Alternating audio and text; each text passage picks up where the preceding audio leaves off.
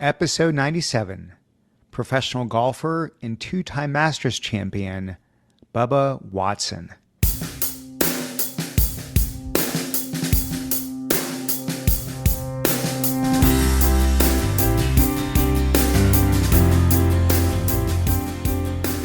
Welcome to The Art of Excellence, a show about people doing extraordinary things in their lives. I'm your host, Glenn Zweig. Thanks for joining me.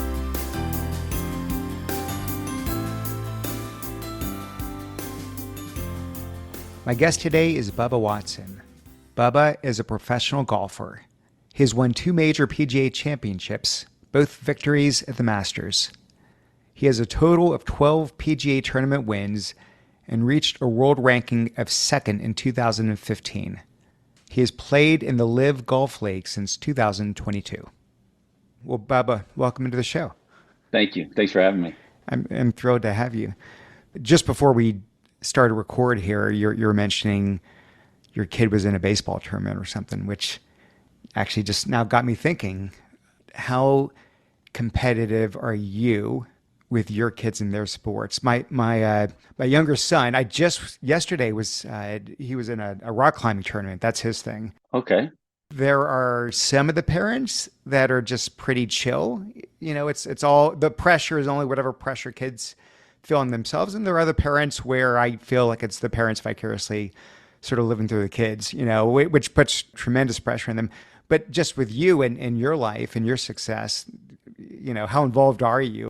I'm involved, but sports is, if he wants to play, he can play. Same as my daughter. If she wants to play, she can play. You know, being an athlete myself and my wife being a professional athlete at one time, I bet there's a lot of pressure, right? Trying to be successful. But no, I want him to do well. I want him to play hard. We're all about hustle. So long as he's hustling, we're good. Who cares about wins or losses? It's about hustle and your drive and your dedication to your team. So if the hustle is there, but the wins aren't there, that's okay. No, that's totally fine. I've worked and lost a lot, so I'm used to losing. Yeah. Well, you've won a few too, last time I checked. A couple. I won a couple. Yeah. So the name Bubba, not a name you hear every day. Certainly not a name you hear on the golf course. I never know these days what's fake news or not, but I read that you're being named after a pro football player, Bubba Smith. Is that true? Yes. As soon as I was born, 1978, Bubba Smith was obviously making a name for himself, early 70s all the way up, and Hall of Famer. I know him as Hightower from Police Academy, the movie, but I was born, I was chubby in the face, you know, kind of squunched up face, over 10 pounds. And my mom held me for the first time. So in 30 seconds of being born, my mom said, "Oh, we got a Bubba, we got a football player." And my dad was like, "I want a baseball player." But so Bubba just stuck ever since, you know, within a minute that I was born, they called me Bubba, and everybody's called me Bubba since. So that's your actual name. That's not a nickname or anything. It's a nickname. Legally, that's not my name, but that's just what everybody's called me since I was born. What's your legal name? Gary Lester Watson Jr. Ah, when you were in trouble as a kid, would your parents pull out the Gary, or it was always Bubba? No, my dad wouldn't even say a name. He would just say, "Come here," but in a tougher, meaner voice, you know? Yeah. Well, it's interesting because it's not all that common to hear kids who are competitive at golf, or even just play the sport for that matter. It's usually sports like baseball, like your kids doing, soccer, football, basketball, and not to stereotype, but I will a little bit here, which is, you know, you grew up middle class, not the kid of some affluent parents who could really afford this, where everyone around them is playing the sport and watching the sport. So how did you get exposed at such a young age to this? You know, it's amazing. There's people in this world that put everything aside and help others. And I can think of the Cook family. Hiram Cook, he's a left-handed golf pro, was a pro at the local golf course. And my dad went there and said, "Hey, do you have any left-handed clubs?" Because, you know, I was 6 years old. So I was in, give or take, 1985, 84. And they didn't have really left-handed clubs back then. And so he gave my dad a left-handed 9-iron. My dad cut it down and put a grip on it for me. But he also started a program in Pensacola, Florida, called the Greater Pensacola Junior Golf Association.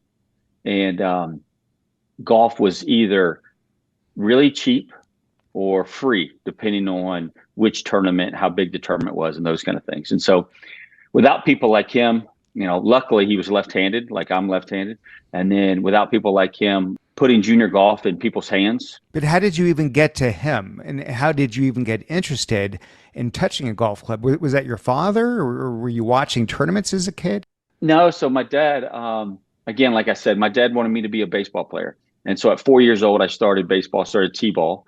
And when I was 6, my dad and his buddies from work, he worked at the local plant in Pensacola, and his buddies would go play golf on Saturday. And my dad was best man, long story. My dad was best man for Joe Durant's brother.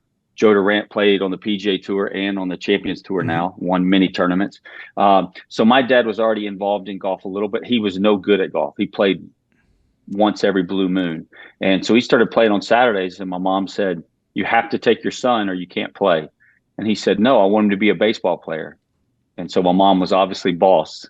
So my dad took me to the golf course, and that's how at 6 years old I got my first club. And then the rest is history. Started playing in tournaments and practicing. Yeah, the rest was history. You were, I think, 13 years old, Bubba, when you hit a 62 in the final round of some junior tournament. I forget what the name of it was, but that is like extraordinarily rare. So was that the day that you knew that this was your calling? Was that like a wake-up call, or tell me about that day? Yeah, it was.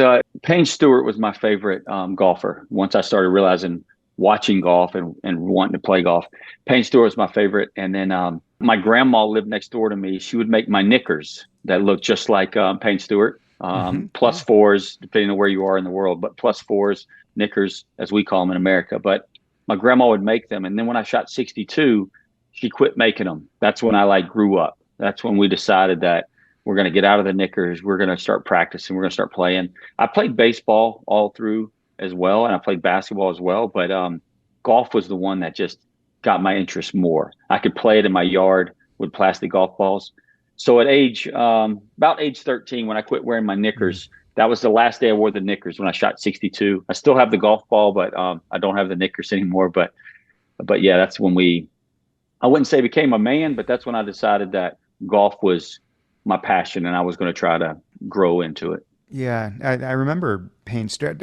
My memory seems to be fading by the years, but wasn't he the one that died in that just horrific plane incident where they went so high and the cabin didn't? It lost, yeah, in 1999 it lost pressure. So the plane everybody went unconscious, and yeah, sad. Oh my God. So once you sort of knew, once you, I guess, tossed away the knickers and you said, yeah, this is it, it feels like you were pretty much 100% committed from the get-go. Like there was no plan B. There was no other option. It was all or nothing from my understanding of how you took to it. Now, hindsight's easy. Obviously, it paid off for you and it was the right move. But, you think about how many people make a living as a professional golfer. I mean, I don't know, a couple hundred, a few hundred in the world. So it seems like a pretty risky strategy early on, no? Yeah, my dad said I had two options. You're either going to be really smart or you're going to be really good at a sport. And he said, and by the way, you're not very smart. So you've got to play a sport. But truthfully, when you start digging in, again, this great man, Hiram Cook, who got me my first club and showed me the game of golf, and his family, used to do with the Special Olympics. So he would have kids come out and grownups come up from the Special Olympics, and he would give them golf lessons. And at a young age, at 14 years old, I remember my first time helping with that. And when I say helping, just making sure they have golf balls, making sure they have water, making sure everything was going smoothly, right, as it could. And so the game of golf teaches you a lot more than professional golf. There's professional PGA teaching professionals. There's club pros. There's so many different avenues of the game of golf. So I knew I wanted to be in that field. I have a passion for helping and getting the Special Olympics being able to be a part of that for years with Mr. Cook and other volunteers at that time was pretty special. And so I knew I wanted to play because I loved the challenge, but I knew there was other avenues that I could go into if I couldn't putt or chip. And luckily, I could putt or chip a little bit. Yeah. Well, you had a somewhat, if this is the right word, an unconventional style of play. And so a lot of pros that would watch you didn't think that you'd have a chance of making it, to that level. Clearly they were wrong. But what is it you were doing that was so controversial? Um, it's just, we've trained ourselves, we've taught ourselves that you need help, right? You need somebody has to tell you what you're doing wrong or right. Someone has to show you where your elbow should be or how your grip should be. And you think there's this template, right? And really not just golf, but any business you're in, there's a template that we believe, right? And we've been taught that. But there's other ways. There's thinking outside the box. There's other ways to go about business and golf. And golf for me was, how do you score better than the next guy? I don't care what it looks like. I don't care if you hit fairways. I don't care if you hit it in the water. As long as you're winning, you're doing something right. And so my dad said no lessons. He said just focus on golf. And every year we'll like have a bar. And if you're winning tournaments, you're shooting lower scores, we'll do an average score. And if you're doing that, then you're obviously improving. And so that's really what I did and never had a lesson. I've learned it all myself. I practiced in my backyard with plastic golf balls and just kept getting better. So I'm trying to understand this because your point is as long as you're getting better each year and improving, then great, you're going in the right direction. But generally speaking, most people at that level, whether golf or pick any sport you want to, they're getting better each year because they're having a very focused effort. They have coaches that are watching them, that are critiquing, working on different parts of the game. So how is it you're able to continually improve without having that kind of, formal training? I think everybody's different, right? So everybody's mind works differently. Mm-hmm. Everybody. Some people need the mechanics behind it. Some people need just a passion. Some people need somebody yelling at them. Some Mm-hmm. people need hugs, right? So we all have different personalities. And for me, I saw a problem, or not a problem, but I saw and I felt. My whole thing is about feel. And if I can get my body to feel the right way, I can produce a shot. And so that means, setting up one way to hit a ball that goes from right to left, setting up one way to make the ball go from left to right. And so at a young age, I felt that, and I kept producing it, and I could remember it, and I can remember the feels. And that's how I've learned. I learned by watching. I can watch somebody shot on TV, or I can watch somebody live, and then I can replicate it. Okay, he cut it because he did this. His club went like this, and his body was like this. And so that's how you practice. And for me, it's all about feel and then producing that shot. And instead of somebody telling me, okay, you need your elbow here, your grip needs to be like this, loosen your grip, tighten your grip. So for me, it was just, that's how my mind works. Not everybody does that. My wife is definitely not that way. She needs instruction. She needs guidance. For me, it's just about going out and practicing and figuring it out. And you weren't doing that even on a driving range, from my understanding, right? You're just going out and playing 18 holes over and over and over again, and just getting a feel for it. Yeah. So I didn't go to the driving range. I just played golf. That's how you learn to score, is just play the game. Now, as I get older, I have to go to the driving range to loosen up the old body. But when I was a kid, no, I'd never go to the driving range. I would just play golf and just try to create in those moments. Let's talk about your mom for a second here, because she insisted that you go to college. I think it was all her, not your dad. Hmm. Wanted you to get an education as a first priority, but you barely made it through high school. Didn't have the grades to get into a decent four-year university. But as luck would have it, the new golf coach at the University of Georgia, by the way, go Bulldogs. My son is a rising junior there. Oh, nice. Yeah. Not on the golf team, but that's okay. Exactly.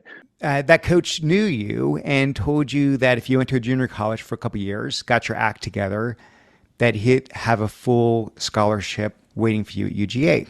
That's exactly what you did.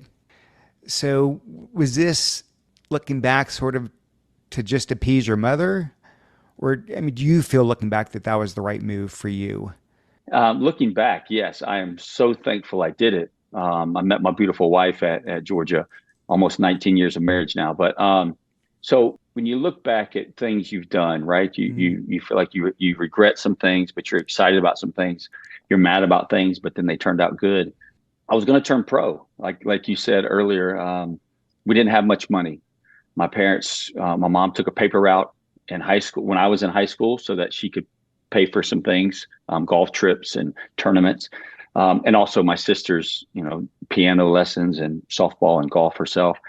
So, when you think about parents doing that and sacrificing for you, then when my mom said, look, you need an education, because what happens if golf doesn't work out?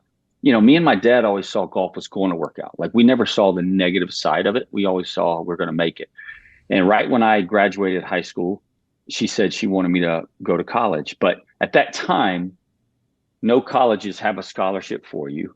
My grades weren't good enough. They were horrible mm, because I wasn't focused on grades. I was focused on turning pro in a couple months. So schooling wasn't my thing. Could it have been my thing? Yes. When I have to make grades, I did it. I was always eligible in college, all those things. But I went to junior college for 2 years, graduated.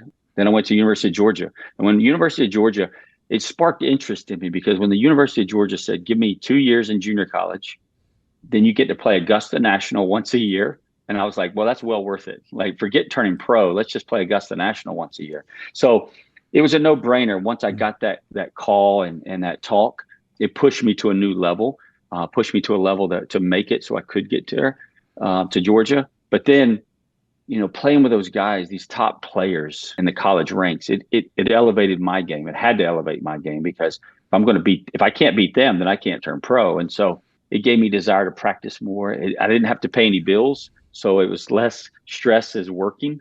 So yeah, a lot of that stuff helped me out tremendously. So yes, my mom was a big component of that and really helped me make the right decision. At that time, she was more about education. It really wasn't about slowing me down and giving me more practice. But now looking back, it was by her doing that, it gave me the stepping stones I needed to improve. Hmm. It seems like there was a different kind of education that you got there, on top of the former one. And always interesting when I look at people's careers where there's maybe inflection points along the way. And I wonder if this was one of them where the coach didn't let you actually travel with the team in tournaments. I think Mm. maybe not your first year, maybe the second year, despite the fact that you were clearly one of the best players. And he sat you out not because of your lack of skill, but the lack of maybe having the right attitude. I thought maybe you could talk about that a little bit. Yeah, it was many years ago, but my senior year at Georgia, my last year of eligibility, we didn't have a COVID year back then, so he only got four. And so for me, I was ready to turn pro. I was mad. I didn't get to play my senior year. He said the other five guys worked better together. They traveled better together. They were just friendlier, I guess you would say. That's when my mom said, forget it, drop out of school. My dad said, drop out of school. And I said, no, I want to be here. I want to beat them every day. I want to show that I'm better than them. It gave me a deeper drive, maybe not the right maturity level, Hmm. but it gave me a deeper drive in my craft, right? Trying to craft Bubba golf, right? Bubba playing golf. And so maturity wise, did it help me? Probably not. It probably slowed me down a little bit, but golf wise, it gave me a deeper burning sensation that I want to make it. I want to show the world that I can make it. I want to show these guys at Georgia I can make it. And so you take a lot of it and I use a lot of it today, but then there's some other parts that, you wish you could have done different for sure because of maturity level, anger, frustration. Why can't I play? Am I not good enough? Then I had companies when I finally turned pro, I had companies say, why didn't you play your senior year? And you have to explain to them or share with them, and hopefully they don't cut you. So once you graduate and you make it onto the PGA Tour, was it intimidating? I mean, to be playing in tournaments with the likes of Tiger Woods and Phil Mickelson, or did you have so much self confidence that you just felt like, yeah, you belonged in this elite group? Yes, I so growing up in a small town, right? I I had a dad who was drafted in Vietnam, Special Forces Green Beret captain, who has his own issues, right? I learned traits from him. I learned traits from my mom, from who grew up on a farm, growing her own food to eat. So I grew traits from each of these, both of my great parents. But so small town, you got now thousands of people watching you. You got thousands of people right there beside you. You have TV cameras everywhere. You have just it's media. You have all these different things. So when I first get out there, yeah, I'm a young kid that thinks he's better than everybody in the world. So I felt great. But then when the media attention started coming, right? After a few weeks, I finished fourth my first tournament.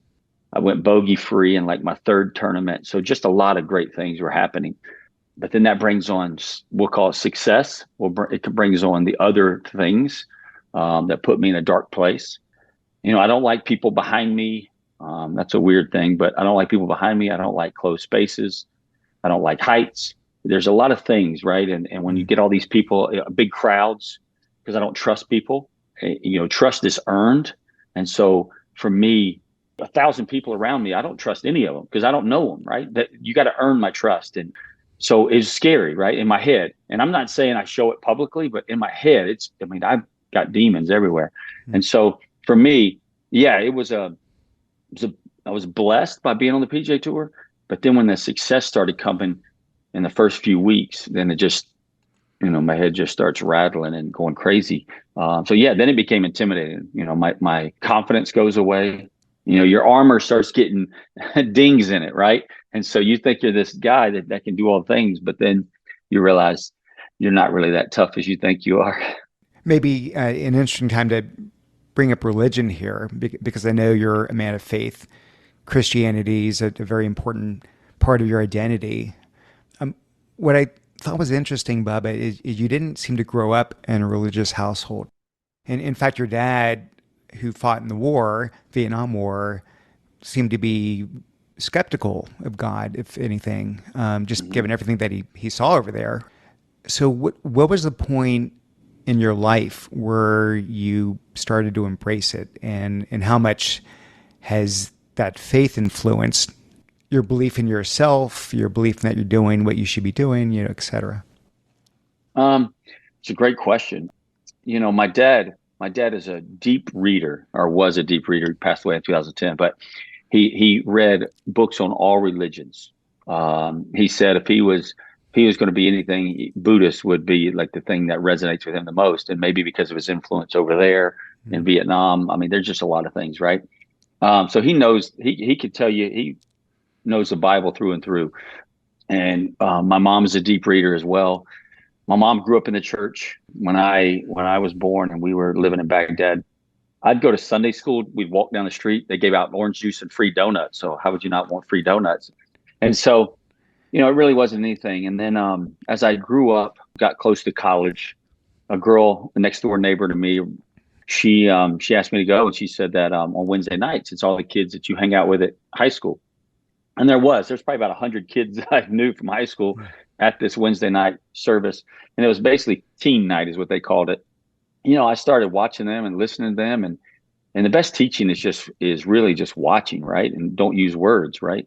And I knew that I didn't want to drink. I've never been drunk, never did a drug. The only time I probably should knock on wood, but I haven't cussed on the golf course in a long time. The only time I cussed and used bad language was on the golf course or when you stub your toe. But so, I don't use it in everyday language. I would never use it. So I was already had a lot of things that a Christian would portray, I guess you would say. Still have a lot of flaws. I'm not saying that at all. And so once this girl took a chance and asked me to go, started listening. Then I moved away to University of Georgia. This one girl, who's now my wife, 6'3", she came back to rehab. She was in the she's a year older, so she was in the WNBA, hurt her knee, tore ACL. So she came back, and heard her talking about golf one day and bugged her enough, so she gave in. And I took her to the golf course and we played. And talking with her, she grew up in the church, and she talked about things that she regrets or wishes she would have done different in college. As you know, college can be wild sometimes. So luckily, I didn't have the wild side. I might have stayed up till 2 a.m., but because I was driving people home. Mm. It wasn't because I was doing anything crazy.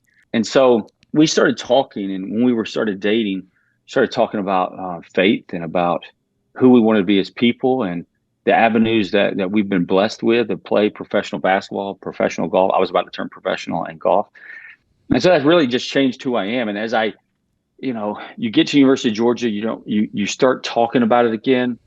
You get to the PGA Tour and you think life is good. Not until I hit rock bottom in 2015, 16, or 17 is when I truly understood where I was and I'm not saying I know what life is about, but I know what I want to do in life, and that's love people. That's give people a chance, give people the opportunity to be able to do things that I've been able to do in a loving way. And so that's why the focus on charity and giving back is more important to our family. We've been doing it for years, but now it's a more focus to help people and love people. So yeah, it's changed me. Like I said, at college, my drive to be better at golf was because of immaturity. I was mad at people. Now my drive to be better at golf is so I can help people, right? So you learn your faith into who I want to be as a person instead of my faith in being number one in the world. When you're trying to be number one in the world at anything that you're doing, you're probably going to fall down that ladder at some point because that's just not something to put your faith in or your drive or your love every day waking up. There has to be something else, or I believe has to be something else. And that's what changed me as a person and as a man. Hmm. Thanks for sharing. Yeah, thank you. Pretty early on during the PGA days, you seem to develop this personal brand. Your words here, this brash, redneck, blue collar guy named Bubba from Baghdad, where you grew up, of course. The everyday commenter that people could relate to. So was that sort of an exaggerated version of the actual Bubba, or was that just like a complete fabrication that the media sort of built up? Well, it's funny. Sometimes I say new age, a new age redneck. And I don't know if redneck's the right term anymore. I think we got to say country boy. Okay, let's go with that. Yeah, just to be safe. But new age redneck country boy, because my name is Bubba. At the time, I didn't fish, and I've never hunted. I don't like guns. I don't drink. I don't dip. Don't smoke. So I'm really not. When people think of the word Bubba, they don't think of somebody else. And I don't Yeah. listen to country. I don't listen to country music, by the way. I love hip hop. I love beats. I love hip hop music. So I'm definitely really far from the country. But now that we live on the water, I fish. My kids fish with me. We go out in the boat and fish. But I still don't like guns or hunt. So yeah, 100%. It's not a fabrication. This is who I am. I grew up, like I said, I grew up in a small house, small town, and I had government cheese. You know what I'm saying? Like comes in a cardboard box, right? And so yeah, I mean, I know about all the ins and outs of life, and so I've had the lowest of the lows. I've had the highest of the highs. So yeah, I've done it all. So I'm the new age country boy, I guess. The new age. You sort of ran with it, huh? You seem to have this, and maybe it's mellowed out, these later years, but early on, this sort of Dr. Jekyll, Mr. Hyde personality, where you'd be this kind, congenial, charming self off the course, but then would have these major temper tantrums on the course. Mm-hmm. And again, your words here that you would become this negative, self-absorbed, self-defeating person in pursuit of unattainable perfection. Mm-hmm. What was going on? Would you sort of just get caught up in the moment? You're super competitive and just lose all emotional self-control. Can you talk about it? Yeah, it's wanting to control, right? We is not the right word. I wanted to control everything. I thought that I could control this, I can control that because I'm Bubba Watson. I'm an athlete. I'm a professional golfer that plays on the PGA Tour. When I three putted, I got mad. When I hit it in the water, I got mad. When I hit a bad shot, I got mad. It's because pride and ego in my life was eating me alive. I didn't want people to see me fail. I didn't want people to watch me play bad golf because I got wrapped up in the numbers And when I say the numbers, world rankings, Hmm. I'm a better person if I'm number 2 in the world. I'm really a better person if I ever got to number 1 in the world. That's not true, but this is what was going on in my head, right? And then the FedEx Cup started, I think in 07, 08-ish. So then I started watching the FedEx Cup points, right? So now you have world ranking, you have FedEx Cup points. So I was letting that dictate who Bubba Watson was. And I had a belief in my head that everybody in the world was judging me based off of where I was on those points races, right? It's crazy to say out loud, but when you're going through it, it totally makes sense, right? And especially in your head, it makes sense. And so, and then in my lowest point, where I really, when I say lowest point, it's where I started hitting home more. It took many years to realize that I had an issue. But in 15, maybe 14 is when they announced that the Olympics, golfers were going to be back in the Olympics. So now we had another points race, right? And then you have the Ryder Cup. So there's 4 points races. Then you have the President's Cup. So that it's opposite of the Ryder Cup. So let's just keep it with 4 points races. So I was so focused on these points that's what was dictating who Bubba Watson was as a golfer. Hmm. Once you got me away from the ropes and the golf course, I was kind, considerate, loving, giving. But when I got around the golf course or talked about golf, and I looked at golf on media, looked at golf on the Golf Channel or ESPN, I thought the world was judging me based off of my points, where I was in the world, what I was ranked. Am I making it to the Olympics? Am I making it to the Ryder Cup? Am I making it on the FedEx Cup? And I'll be dead honest. And I realized that the world could care less about Bubba Watson as a whole, right? They got their own issues to worry about. But at the time, when that's all you hear, that's all you see when you watch Sports Center, it's the negative stuff you read or you see. You don't really think about the 1,000 great things that somebody said about you. It's 2 bad ones, and those Yeah. 2 bad ones, they'll eat you alive, right? And they did me. I can't say for anybody else, but they did me for sure. So it's the points race that started driving me to be more negative, angry on the golf course, not nice on the golf course, whatever verb you want to put in there. I mean, I was not the person I wanted to be. Hmm. All that pressure would just sort of build up and then unleash itself. Well, 2012 was the year where, of course, you'd win what most would consider the most coveted tournament in the world, which is the Masters, and get your first of 2, green jackets. So, going into the tournament, because it's not like this was the first tournament you're playing in or the first major you're playing in. Did you do anything different going into it? Different preparation, different mental state of mind? Were you hungrier for it? Did you train differently? Or is it just, and we'll talk about the shot, of course, in a second here, but just, heading into it, was there something that was any different from any prior tournament? I think it's funny, we don't have enough time, but you can look at every athlete, maybe even CEOs. My dad passed away in 2010, and that was a lot of stress, a lot of things. For November of 2009, when he told me that he had throat cancer, nothing they could do about it. 9 months later, he passes away. But when that happened, golf is a safe haven now, right? I'm inside the ropes. I'm playing a sport. I'm focused on the sport. I know my dad's watching, so I want to play good for my dad. Life is easier inside the ropes Mm-hmm. because you're outside the ropes, you're dealing with other things. We had a scare with my wife as well in 2010. And so you win in 2010, you make the Ryder Cup in 2010. And then now 2000 passes away. So 2011, you have some good success early. My mom goes to some tournaments with me, trying to love on my mom, trying to, a man in her life for 42 years is not there anymore. So you're dealing with other things. So inside the ropes is still a safe haven. And now we got 3 adoptions. Both of my kids are adopted. So we had 3 adoptions that we thought were going to happen. Then they chose another family, which happens a billion times, but not in the limelight of what we're going through in our lives. So then 2012, I'm playing good golf. We're practicing out in Scottsdale, Arizona for the winter.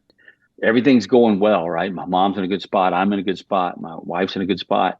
And, I'm loving on my wife because we got turned down again. A kid in like January, we got turned down again. So I play good golf. I think I win in LA. So I'm playing really good golf. My mind, my mental state is in the right spot. We're focused on life. Then golf just happens.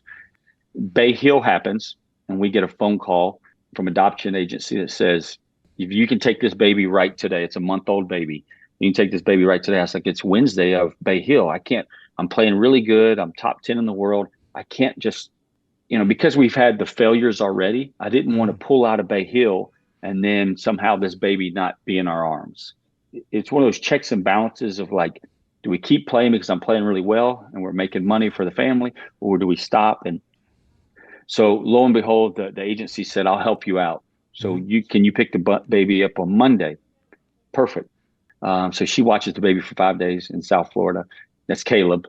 So I finished fourth in Bay Hill. I think Tiger won Bay Hill every year, but he wins and I finished fourth. We drive down from Bay Hill, which is in Orlando, Florida, pick up Caleb. And I was with Caleb for 3 nights. And my wife was like, you're playing too good. Go to the Masters ahead of schedule. So I went to the Masters. I'm telling you all of this because my mind was so far off of the game of golf. My wife's family came down from Canada. My mom was like, I'm going to the Masters. This grandbaby that I just got is not moving. It's only a month old. It's going to sit right here. And so she was like, I'm going to the Masters with you. And my father-in-law was like, well, I'm going to the Masters with you. So we went up a week and a half early, went up there and practiced and played. And every day I got new pictures on my phone, new videos of the noises. I mean, we're new parents, right? So every noise is like exciting. And so when the tournament started, I had to announce that we had a son because they were going to figure out that a top 10 player in the world, his wife is not here. So I had to come out to the world and say that. And by saying it a week early, it worked to my favor because all the people interviewed me about were the adoption story. It wasn't about golf. So I didn't have to think about golf and the numbers game again. So when I was like fourth going into the final round, I was just fourth and I couldn't wait to get home. Luckily I had a private jet waiting where I could get home back to Orlando. Golf was the last thing on my mind. So when I've played my best golf, it's been because of my life is rolling in the right direction. We're focused on what we believe are the right things. We're focused on things outside of golf. And then golf just happens. It frees my mind up to let me just create. All that pressure you talked about earlier, for the moment, for the week, it's sort of removed. And now it's just about your family and your life. And suddenly that's so interesting. Maybe you're just less tense, and with less worries in your head, suddenly, your natural game comes out more. That's super interesting. You can still find it on YouTube if there's actually very few people living under a rock that haven't seen it. But there was this once in a lifetime shot you hit in the Pine Straw during the playoffs. And, we're talking about the 2012 Masters here that pretty much sealed the victory for you. It was way off to the side and required this huge hook to get it anywhere near the green. And of course you nailed it. So, hindsight's 2020. Obviously it was the right shot, but Bubba, that's a really risky shot. I'm not a huge golfer, but I know that was pretty risky. There was a much safer shot that, could have got you on the fairway and probably you wouldn't have won at that hole, but at least would have allowed you to live another hole and maybe win it on the next hole, in sudden death here. Were you perceiving it as risky, or do you have so much, belief in yourself that you said, I can just go for it because I don't even see it as this is a shot I do all the time? How are you processing it? Yeah, it wasn't a risky shot to me. Now, pulling it off is a different thing, right? Like it could have been just off the green. It could have been short of the green. Could have not hooked it enough to have been off to the side. So it wasn't about, there wasn't trouble up there. It wasn't like there was water or out of bounds or anything like that. So it was never risky. It was pulling it off was the hard part, right? To get it perfect, like I did, the 1 in a million shot, and I did it. That was the only thing that we were considering, to pull it off like I did was the highest of the highs. Now, getting it around the green was the easy part, but we didn't want it around the green. We want to win. I mean, it's not just the shot, right? But it's the shot with cameras right there, with the people on either side, lining up. I don't know how many millions of people are watching this thing, but again, I guess you were just able to somehow put all that pressure aside and just live the moment and hit the swing of your life. Yeah.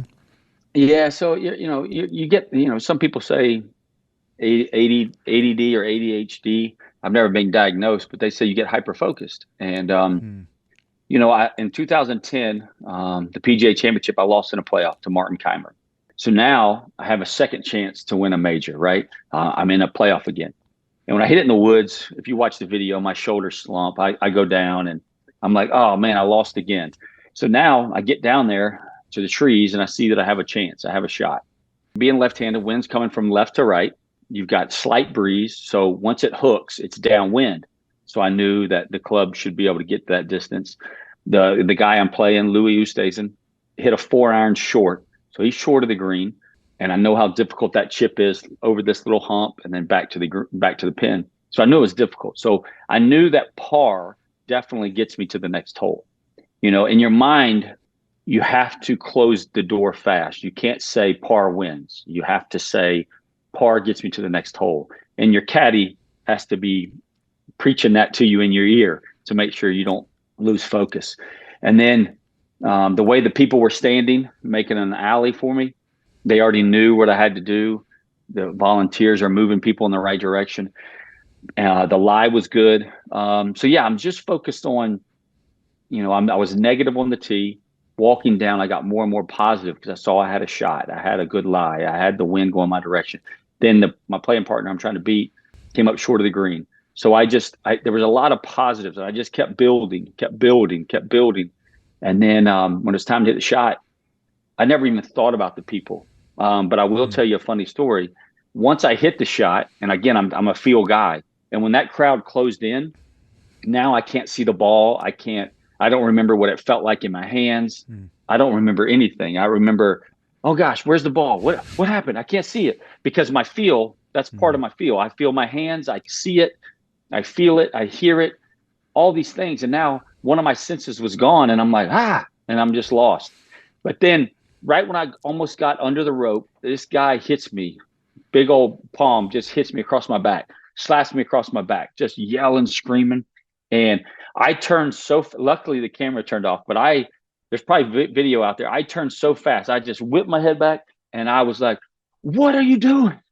Because he just touched me. I don't like people touching me. I Yeah. don't know you, Yeah. thousands of people. But I get under the rope and finally I'm like, Teddy was my caddy for 15 years. And I said, Teddy, that guy's touching me. And we're trying to win the Masters and I'm over here worried about this dude touching me. And I said, Teddy, where's my ball? And he goes, it's on the green. And I'm looking at the front of the green. Right? I'm not looking at the back of the green. Right. And I said, where? I don't see it. He said, by the hole. And I look up and then I see it, give or take 12 feet. And I was just like, oh, but everything now changes. Now I'm like, I'm all good, But yeah, it was funny, man. When that guy touched me he didn't touch me. He slapped me across my back. Yeah. Yeah. I was mad as all get out. Man, I wanted to fight. But everything was in my direction, right? Like the wind, the lie was good. The player didn't hit a heroic shot. So just all these positive things started going in my direction, gave me the confidence and positive vibes to pull off this shot. Well, so you walk up to the green, and moments later, you made the final putt to seal the victory, win your first Masters. You had a pretty good cry. Yeah. Tears of joy because of overcoming all the struggle, or tears of sadness because, like, your dad, who you're really close to, couldn't be there to watch you? Were all of the above? What do you remember the emotions? Yeah, I remember them like they were yesterday. I'll never forget them. I just became a parent. My mom was there. The only thing I could say to my mom was thank you. That's the only words I could get out when I'm hugging her, have that ugly face. And I told her thank you. And she said, what? And I said, just thank you. That's all I could get out. And, my dad not being there. Then when you think about, let's go deeper into it. Now you have Aaron Badley, Ben Crane, Ricky Fowler. They walked down, and some of their family members that were with them walked down from the clubhouse, which, you can read a lot of things about Bubba Watson on the internet, but to have 3 pros walk from the clubhouse with the fans. They don't get to walk inside the ropes. They had to walk with the fans to watch me play and win. That shows a lot about who Bubba Watson is. And for them to do that and them to stay with me after I won, they had dinner with me up in the clubhouse where you have dinner with the members and you speak to the members. But they were there with me. They stayed. That shows a lot of who I am, I believe. So forget the internet. But for them to walk down there was pretty special. So when you start thinking about me being a dad, my dad not being there, thinking my mom, thinking about Mr. Cook, who gave me my first 9-iron, thinking about the friends that are there, my wife not being there. I mean, it was just overwhelming. And and your goal in life, right, like, is to win professional golf tournaments as a golfer. And so, as a kid, I remember back. These are what flashes in your head in the first 30 seconds, right? So you tap in and you actually win. And thinking about all the days and nights that I acted like I was winning the Masters from a 4-footer or a 3-footer or a 10-footer, playing in my backyard. Masters, I don't care what part of the world you're from. You can say the British Open. You can say whatever Open you want to say. The Masters is what everybody wants to win. Now, depending on the country you're from, you have to say certain tournaments. But the Masters is the one, right?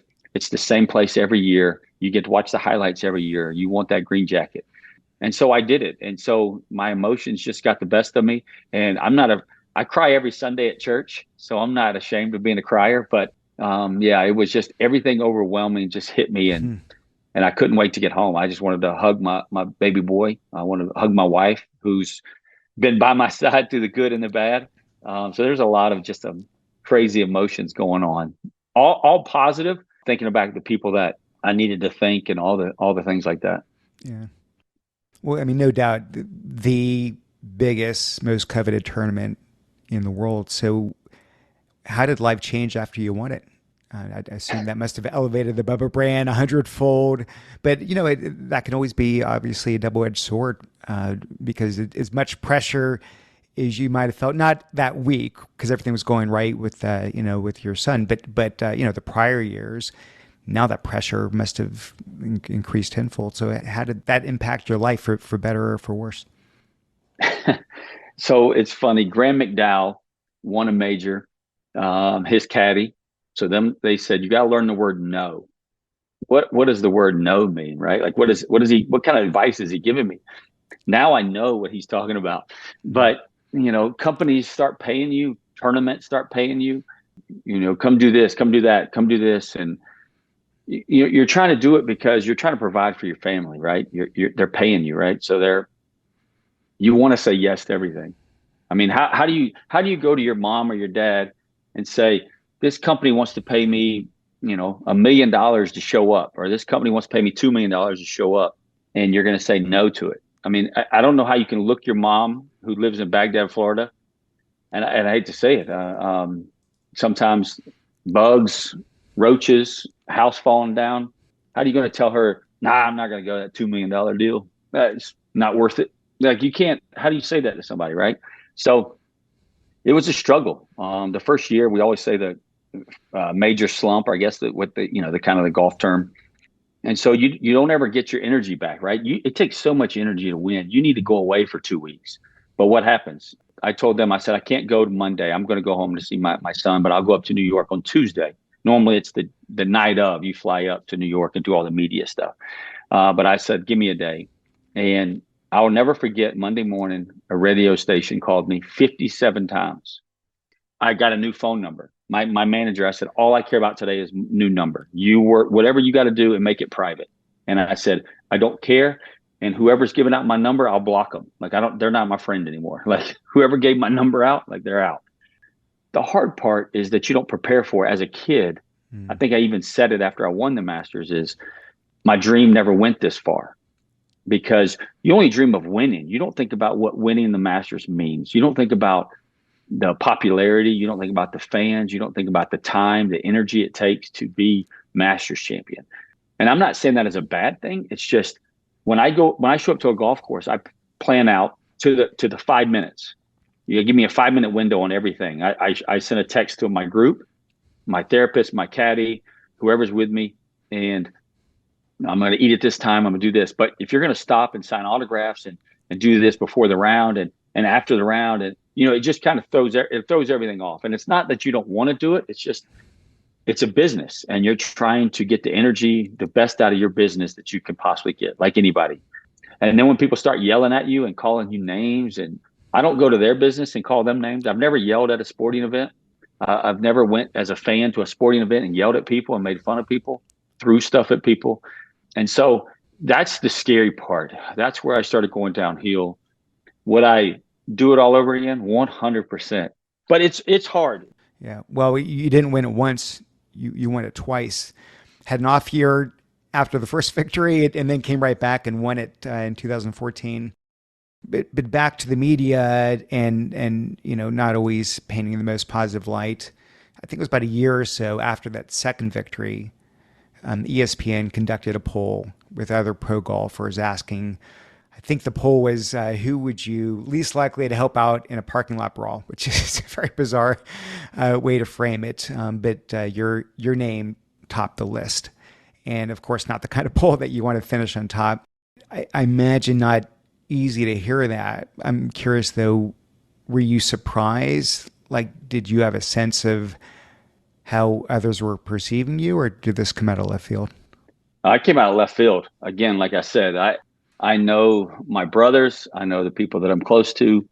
And so, yeah, it was definitely weird to me, and it was sad to me at the same time. Right. But yeah, I mean, how many people did they interview? Right. I don't know that answer. I don't know. They didn't ask me the questions. Like, I never got the question of who would you help in a fight or not help in a fight. I don't remember those poll questions. So obviously I don't know who they asked or didn't ask. But yeah, it was definitely hurtful. Yeah. 100% was hurtful. Was it an impetus to self-reflect and change it all, or did you brush it off? I mean, how do you deal with a poll like that? Well, obviously I didn't do very good because I had my low point in 16 or 17, but again, it's eye openers, right? I'm not being who I want to be, right? Like you asked me the question earlier, inside the ropes, I was a head case. I was angry. I was mad. So you take those moments, hopefully you take those moments and you deal with them properly, right? And did I deal with them properly? No, because I mean, I went from 200 pounds to 162 pounds, not because of sickness that you can see. It was a sickness that was inside, stress, anxiety, fear. It was eating me alive.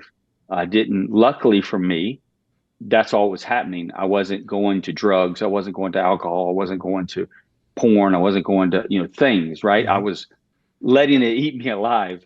And so I don't know if that's the best, but it definitely was better than the alternatives. The team around me, my wife, the team around me helped me get out of it. So no, I didn't deal with it the right way, but it definitely opens your eyes that you need to change. You need to change who you are and the direction you're going. So yeah, anytime you see something like this, it hurts you. It's not a good feeling, but if you do it right, you can use it to a positive to help you as a person grow. Yeah.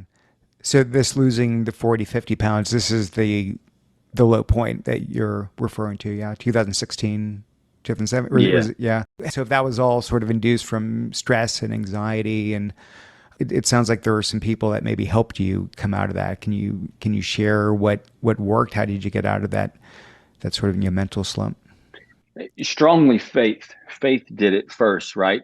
I remember I checked my scale. It was 162. Last time I checked my scale. So I could have even dipped lower, but I don't know that for a fact. So that's the last time I got on the scale. I said I'm not getting on a scale again. So I checked the scale, 162. I went to my bed. I fell to my knees and I said, Lord, I said, just take me. I don't want my wife to see this. I don't want my kids to see this. Every doctor in the world that I've been with said there's nothing wrong with you. And I said, there has to be something. I'm not trying to lose. I'm still eating.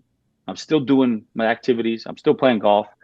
And I said, so something's wrong. There has to be something wrong. Everybody can't be wrong about me not having a sickness. And then that's when people started talking to me about anxieties and things and stress. And I fell to my knees and I said, Lord, will you just take me? I don't want people to go through, my friends. I don't want my wife, my kids, my friends to go through this. I wasn't thinking about suicide. That's not what I was thinking about. It was just, I didn't want people to see me or go through it. When I looked at myself in the mirror, my dad had throat cancer. So when I looked at myself in the mirror, I could see my dad how he slimmed up. He went from 200 pounds to 98 pounds when he passed away. So I could see that. I could see this. And so I was thinking maybe we'll have cancer, have something, right? Every doctor said no. And so now, as soon as I said that, Lord, just take me, I said, no, what are you doing? Get up. And I got up and I said, if I have 5 minutes to live, go spend it with your wife. If you have 5 minutes to live, go spend it with your kids. Like, what are you doing? Like, what's wrong with you? And I got up and I went in the kitchen. She was in the kitchen and I just told her everything. I laid it out, everything. I said, look, this is what I'm fear. This is all my fears. This is why I'm doing this. I want you to know. I want you to know it's not you. It's this, and this. And I mean, I just laid it out. I'm crying the whole time. And it's the first time that we spoke, and I told her everything. I told her everything in my life. There was no secrets. Now, I can't tell you if she's told me all her secrets, but I told her all mine. And I said, look, I want to get this out. I can't live like this. I can't do it. So I got it all out. So she was the first person. Teddy was heavy on my bag, believer as well. People around me, Randall Wells, other friends close by, people on tour, the believers that I mentioned earlier, like Ricky, Ben Crane, Aaron Badley, Webb Simpson. I mean, there's a lot, right? And you reach out to them and you talk to them. You don't maybe not give them all your secrets, but you tell them enough. Yeah. And that was cathartic, just sharing all this openly. But by voicing it, it made me hear how dumb it was. Like, I'm worried about what you think me as a golfer. Like, what? I got my bills paid. I got my kids are eating. We took 2 kids that who knows where they'd be. My daughter was 2 homeless. Birth parents were homeless. So more than likely she's going to be homeless. So you're helping, like you're already doing things. We're the children's hospital. There was things, right? And so I was so focused on, I was judging myself as where I was in the world ranking. I didn't know that at the time, obviously, but as you dig into it, numbers were one of my triggers. No sleep is one of my triggers. And it was just, so there was a couple of triggers that we learned about. We could go back in time and remember what happened here, what did this, what did that. So we started learning a lot of things about me. And so that's really what it was. It was just my people that are around me now, I could truly voice to them instead of hiding behind things by not telling the truth to them, that I'm fearful of this, I'm fearful of that. Most of them probably knew it already, but voicing it made it just so much free. Writing the book made it free, and talking about it, like going to an event now and people talking to people about it. I'm not ashamed. Yes, it was me. Would I do it all over again? Yes, I've learned a lot, and I found a beautiful wife that loves me for who I am. And so it's been an amazing journey. It sucks sometimes, but it's been an amazing journey. Well, just to fast forward, once you got over that, I think just last year, you joined Phil Mickelson and a whole bunch of others, Sergio, in joining this upstart Saudi Arabia-backed LIV League. It's a team format as opposed to pure individual competition like the PGA Tour. And there seems to be something about that you really gravitate toward. And at the same time, there was quite a bit of money they threw at you. I think $50 million guaranteed. Not that you weren't doing really well, on the PGA Tour. Was it the money? Was it the team format? Was there something about the PGA Tour, not trying to badmouth the tour, but something that it was obviously causing you a lot of stress and anxiety, something that didn't suit you anymore? I'd love for you just to share in terms of what was the motivator there. The motivator was a couple things, but one of the motivators was team. Having 3 guys by your side. I remember high school golf is team. You have 5 guys in high school, and one guy gets thrown out. So count 4 scores. Same thing in college. You have 5 guys, one score gets thrown out, so 4 guys count. So now in LIV, you got 4 guys, 1 guy gets thrown out, so you have 3. And so that's what I liked. I enjoyed that atmosphere. I enjoyed college. So college and high school are the same things. You have individual golf and you have a team. So you have 2 events in one. Same thing LIV is coming up with. My kids, I had knee surgery in June. I think it was June 2nd last year. So I was out, and then I joined LIV while I was out. I was watching it on TV, and my son doesn't like golf at all. He was watching it, but he knew the aces. He knew the logos. And when they showed it down the side of the leaderboard, he was more focused on the team. whose team was moving up and down because this guy bogeyed and this guy birdied. They flipped, and he wasn't focused on individual golfers. And so I knew they had something. So I jumped ship. I jumped ship because I wanted to be a part of something bigger. Now you go back to the business side of it. You're talking about Bubba Watson now owning a franchise. I've dreamed about owning a baseball team or a basketball team, and I can't afford it. And so now you're giving me a franchise. You're giving me opportunity to grow something bigger than I've ever thought. The Olympics wasn't in golf, and now I'm an Olympian. You know what I'm saying? Like, so it was a challenge for me. Forget playing golf. It was the challenge for me of getting to build something from scratch. And we changed our names to the Range Goats. And goats, it doesn't stand for greatest of all time. It stands for, there's two things it stands for: grow on a team, which, as I just told you, my history of mental struggles, I need a team around me, a positive team that helps me be more positive in life. So thinking about these three young men, no matter who's on my team, the three people on my team, I get to grow with them. I get to share with them. More than likely, they're going to be younger than me, which they are. And I get to give them life talks. I get to show them. I get to prove to them. They're all young parents. So I get to talk to them about that. So there's a lot of things that interest me in starting this adventure. And then the other one is golfers on a team, right? That's the easy one. Golfers on a team, grow on a team. So that's kind of how we came up with Range Goats. But for me, yes, people talk about money all day long, right? But I don't know if people know, but two-time Masters champion, goofy as I am, pink driver for charity. I wear, a high-end watch on my wrist. I was making money. Tournaments were paying me to show up, even at this stage of my career. So money is null and void. It's the same. Yeah. It's the same on both sides. There's a formula how they pay you. They don't just throw you money. It's actually a formula based on what you made in your career and what you've been making. That wasn't even a thing. It was about the challenge of creating new. You asked me earlier about my game, and I've never had a coach. I've challenged myself. I've stuck to my guns and became who I am and who my personality is. So now you're giving me an opportunity to try to create a business from scratch. And there's no downfall right now because they fronted the bill.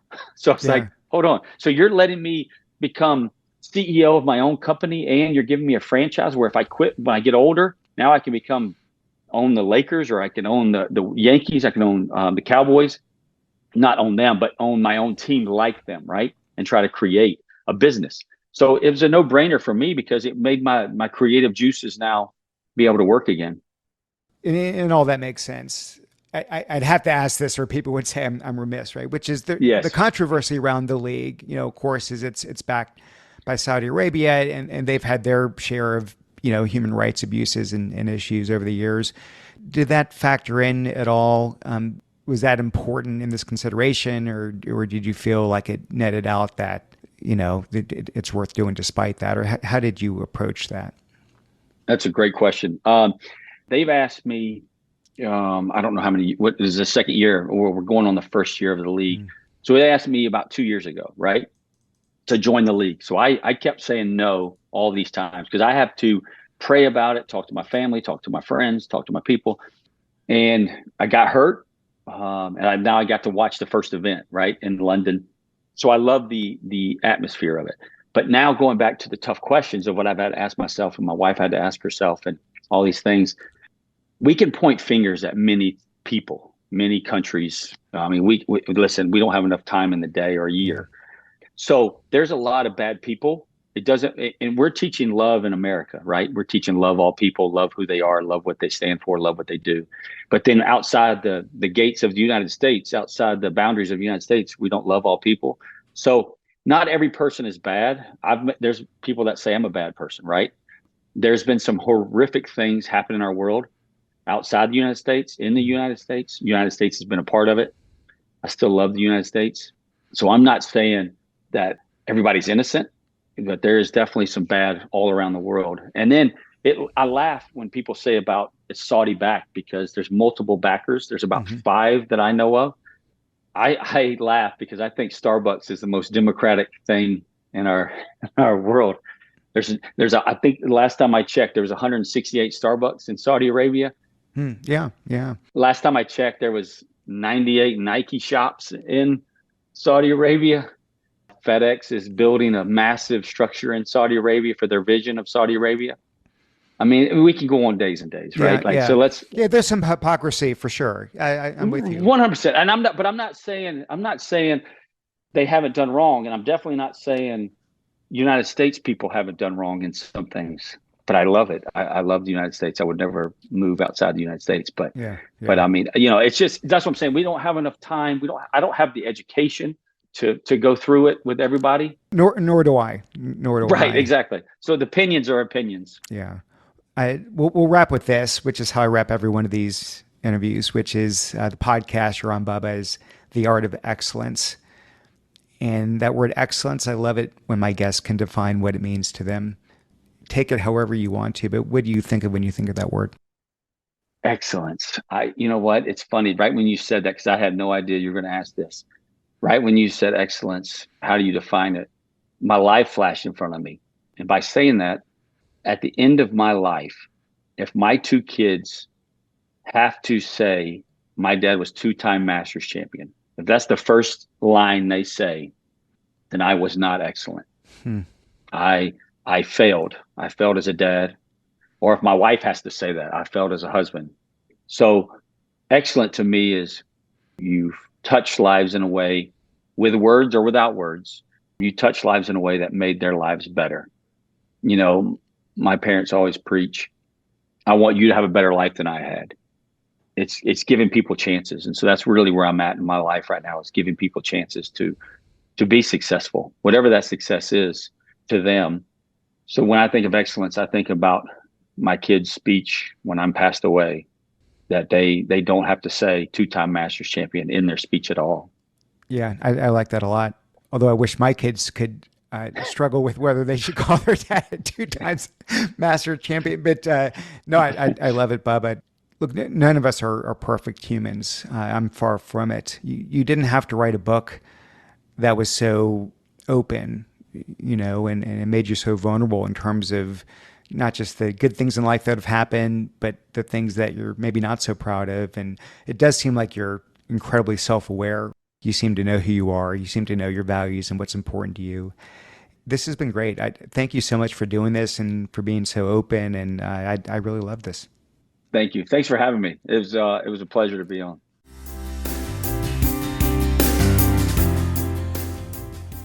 Hey, thanks for listening. Okay, don't go yet, please. 2 favors. I ask simply 2 favors. One, if you could please download the iTunes app. You could do it on your phone. You can do it on the computer. Take 60 seconds and leave a review. It means a lot. 2, you can find my episodes on several social media sites, Facebook, LinkedIn, Twitter. Find the one that you like the most. Find the one where you tend to have a lot of friends and followers. And if you could please either share it in the case of Facebook and LinkedIn, or retweet it on Twitter, that would mean the world to me. So those are the 2 asks I have. I love putting together this podcast. I hope you enjoy listening to it. Thank you so much, and I will see you again next time. Bye-bye.